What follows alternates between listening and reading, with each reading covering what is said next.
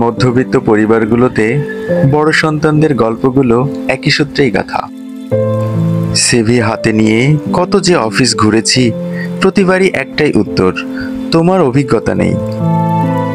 সারাদিনের ক্লান্তি নিয়ে ঘরে ফিরলে ছোট ভাই বলতো, ভাইয়া চাকরিটা হলো না।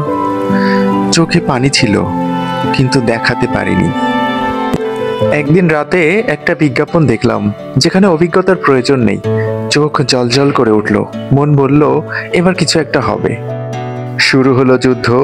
জব সম্পর্কে সব তথ্য সংগ্রহ করলাম, হোয়াটসঅ্যাপ গ্রুপ থেকে নেওয়া ইউটিউবের গাইডলাইন ভিডিওগুলো দেখলাম, অনলাইন সেশন করলাম। অন্যদিকে মা নতুন জামা কাপড় থেকে শুরু করে ঢাকা যাওয়ার টাকাটাও ধার করে ব্যবস্থা করে দিলেন। ইন্টারভিউতে যাওয়ার সময় মা কপালে হাত দিয়ে বলেছিল, তুই পারবি বাবা, তোকে পারতেই হবে।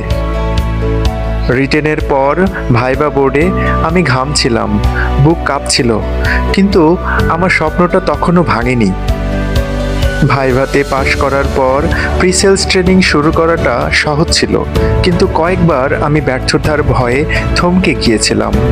ট্রেনিং থেকে বাদ পড়ার ভয়ে যখন আমি মানসিকভাবে দুর্বল হয়ে পড়তাম, তখন মায়ের কথাটা কানে বাজত, তুই পারবি বাবা, তোকে পারতেই হবে।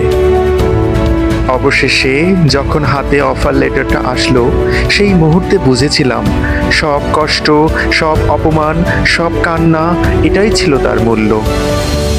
আজ আমি ফার্মাসিউটিক্যাল কোম্পানির একজন সেলস অফিসার, বাইক পেয়েছি, ভালো স্যালারি পাচ্ছি, মায়ের স্বপ্ন পূরণ করতে পারছি।